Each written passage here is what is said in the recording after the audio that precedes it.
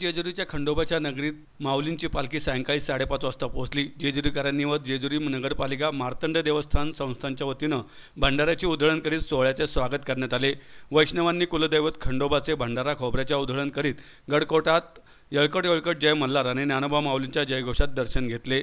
आज सकाळी श्री संत सोपानकाकांच्या सासवड नगरीचा निरोप घेऊन सोहळ्याचे कुलदैवत तीर्थक्षेत्र जेजुरीकडे प्रस्थान ठेवले। संपूर्ण ढगांनी आच्छादलेले आभाळ, आल्हाददायक वातावरण आणि पहाटेपासून कोसळणाऱ्या पावसाच्या सरी अंगावर पर्जन्यवृष्टी घेत दिंडीतून येणारे अभंग, भूपाळी, वासुदेव, गवळणी, आंधळे, पांगळे, गुरु परंपरेचे अभंग आदींचे सूर संपूर्ण वातावरणात चैतन्य आणि उत्साह निर्माण करीत होते। या उत्साही वातावरणात सोहळ्यातील वैष्णव झपझप पावले टाकीत खंडोबाची जेजुरी जवळ करीत होते। ज्ञानोबा माऊलींच्या गजरात सोहळा जेजुरीकडे येत असताना बोरावकेमाळा येथील न्याहारी उरकून शिवरी येथे दुपारच्या विश्रांतीसाठी निघाला। यावेळी वरुणराजाने विश्रांती घेतली होती।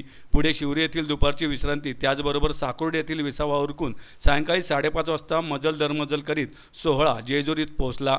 जेजुरीत पालिकेच्या वतीने मुख्याधिकारी चारुदत्त इंगवले, पालिकेचे प्रशासकीय अधिकारी, कर्मचारी आदींनी माऊलींच्या सोहळ्याचे स्वागत केले। स्वतः या खंडेरायाच्या नगरीमध्ये पिवळ्या धमक भंडारामध्ये न्हावून निघालेले आहेत। माऊली रथाचे मनपूर्वक आर्थिक स्वागत। रामकृष्ण हरी। माऊली माऊली माऊली माऊली माऊली माऊली माऊली माऊली माऊली माऊली माऊली माऊली माऊली माऊली।